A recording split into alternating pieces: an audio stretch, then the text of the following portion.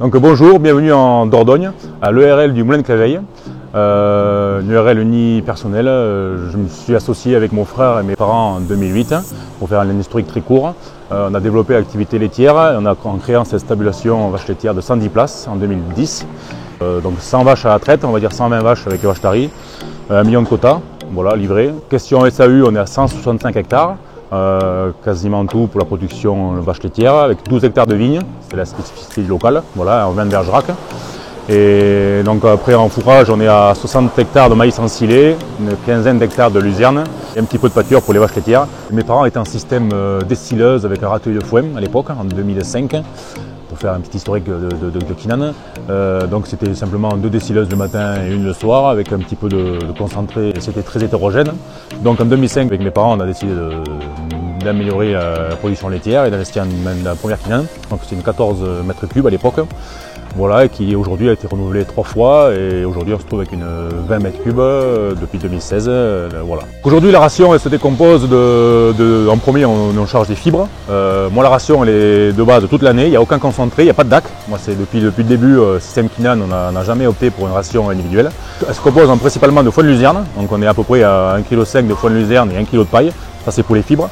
Après en deuxième nous chargeons les concentrés, donc là c'est principalement du soja, des minérales, un petit peu de céréales, du blé. Et ensuite nous chargeons l'ensilage. Donc l'ensilage c'est un tiers d'ensilage d'herbe et 2 tiers d'ensilage maïs. L'ensilage d'herbe c'est principalement à 60% de trèfle et 40% de régras. Voilà. Les objectifs principaux pour l'achat d'une Kinan ou pour un système de décileuse. Alors le premier c'était gain de temps, ça c'est non négligeable aujourd'hui. Surtout que la Kinan est quand même assez rapide à couper les fibres.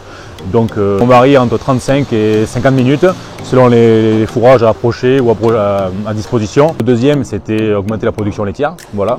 Avec des nouvelles solutions, avec ingérer plus de fibres, ingérer aussi moins de matière sèche pour pouvoir faire un litre de lait. Dernier objectif, c'était de faire consommer les fibres de la ferme, tout auto-consommé, qu'il n'y ait pas de stock. J'ai adhéré au service nutrition en 2010, voilà, en même temps qu'on a créé la stabulation. C'était un moyen pour moi de sécuriser la production laitière et les effets un petit peu sécheresse climatique, parce que les fourrages ne sont jamais les mêmes.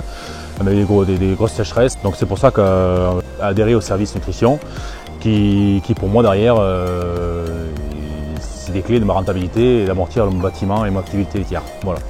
Donc le système est très simple, le nutritionniste passe tous les 2 mois à me faire le suivi et entre intermédiaire, soit InTouch me contacte ou soit quand moi j'ai 5 minutes, je passe un petit coup de fil à InTouch qui note tous les critères économiques, que ce soit le lait, les taux, l'urée.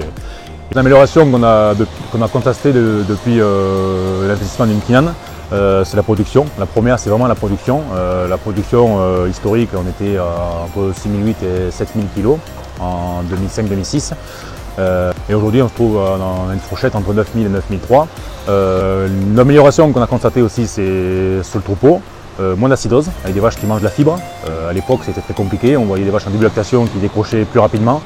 Là, je pense qu'on lisse un petit peu les pics de lactation et ce qui fait que les vaches sont un peu mieux préservées. Avec un poil un peu plus brillant, avec des choses vraiment notables qui ne sont pas négligeables aujourd'hui.